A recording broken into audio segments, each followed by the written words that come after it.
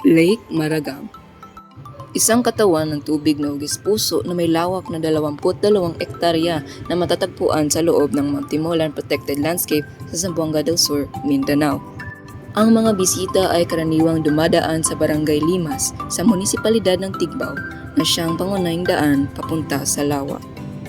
Noong taong 2002, ang Mount Timolan Protected Landscape kasama ang Lake Maragang ay opisyal na idineklara bilang isang pabansang protektadong lugar.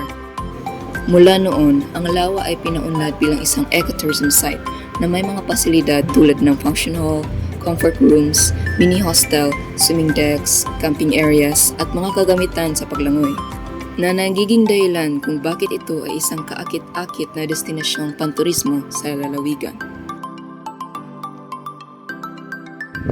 Isa ito sa hindi ko malilimutang karanasan sa paglalakad. Isang karanasan na hindi ko siguradong kakayanin muli ng aking katawan. Hindi handa ang katawan ko para sa paglalakbay na ito. Akala ko isang oras lang ang lalakbayin. At least, yun ang sabi ng mga kamag-anak ko. Pero mali. Ito ay naging isang matinding paglalakad sa madulas at pabatong daan sa ilalim ng matinding init ng araw.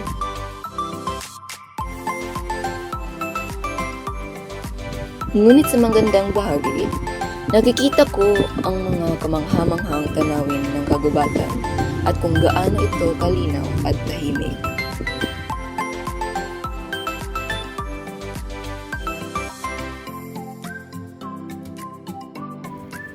Pero sa uli, sulit ang matinding paglalakbay para sa isang mahina tulad ko.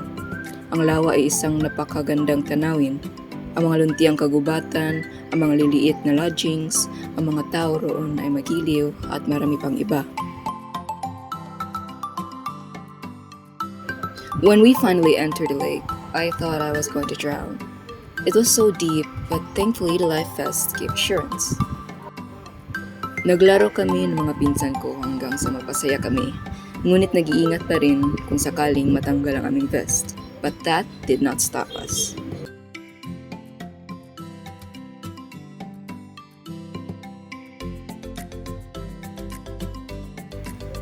I learned that in an unusual and difficult journey, one must appreciate it in the process. Take things slow and cherish the moment. At syempre, maghanda palagi. Magdala ng malamig na tubig para sa hiking. Mag-warm up bago maglakbay. Subukang magdala ng magaan na gamit. Magkaroon ng kasama, merienda at marami pang iba. Mayroon ding serbisyo ng motorsiklo. Pero ang pag-hike ang siyang bahagi ng diwa ng paglalakbay patungo sa Lawa. Paalala rin na maaring mabagal ang signal sa buong paglalakbay at ang mabatong daan ay maaaring magdulot ng aksidente kung hindi mag-iingat. Ngunit huwag mag-alala, may mga lokal na gabay na makatutulong sa inyo sa daan.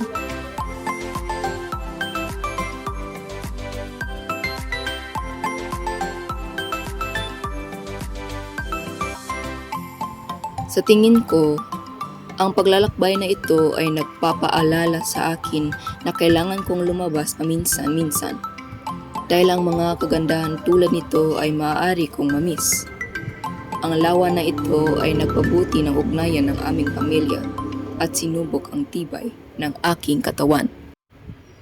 Ang Lake Maragang ay isang mahirap na hamon, ngunit may mga gantimpalang sulit sa dulo. Tiyak na magiging isang magandang alaala ito para sa mga nagnanais na pumunta. Maghanda, mag-ingat, at mag-enjoy. Salamat sa pakikinig.